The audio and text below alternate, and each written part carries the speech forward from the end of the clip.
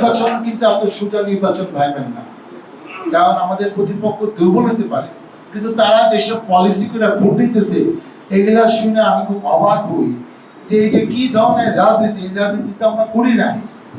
সকালে মসজিদে নামাজ পড়ে সেইখান থেকে শুরু হয়, একজন দুইজন করে এদের 10 জন মসজিদে ঢুকে 10 জনকে বুঝাচ্ছে। এটা হলো এক গ্রুপ।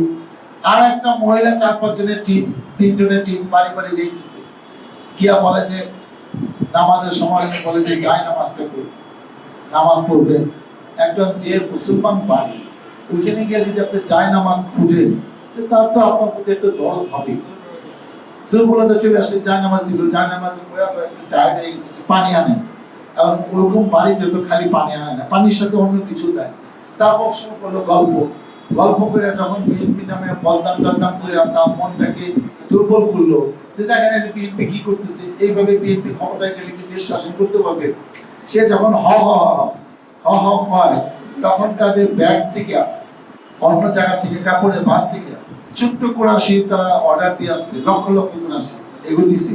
তাহলে এইটা হচ্ছে পাওয়া যে আপনি আমাকে ভোট দিবেন গাড়ি পাল্লা। আমাদের দেশে একটা জিনিস আছে, আমরা যারা মুসলমান কোরআন শরীফকে কিন্তু আমরা এমন একটি পবিত্র জায়গা মনে করি, এইটা ছুঁয়া কেউ কোনো কথা বলেছে, হাসা হোক মিশা হোক, শপথ করবে, প্রতিশ্রুতি দিবে, ওইটা কিন্তু ভঙ্গ করলে আমি মনে করি যে আল্লাহ আমার অনেক ক্ষতি করবে, এটা আমি করতে পারবো। এই যে এইভাবে যদি কাজটা করে, আমি আপনাদের বিনয়ের সাথে বলি এই ক্ষতি যেন না করতে পারে, আপনারা সজাগ থাকেন।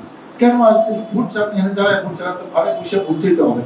আমরা তো বাড়ি বাড়ি গিয়ে বিছনা গিয়ে বসি না, টঙ্গনে গিয়ে বসে ভোট চাই, লিফটের টাকা দিয়ে দিই, নেলে ওখানে রাস্তার দ্বারায় ভোট চাই।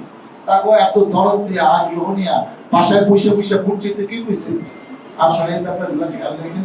এটা কিন্তু একদল মাধ্যমে চলতেছে।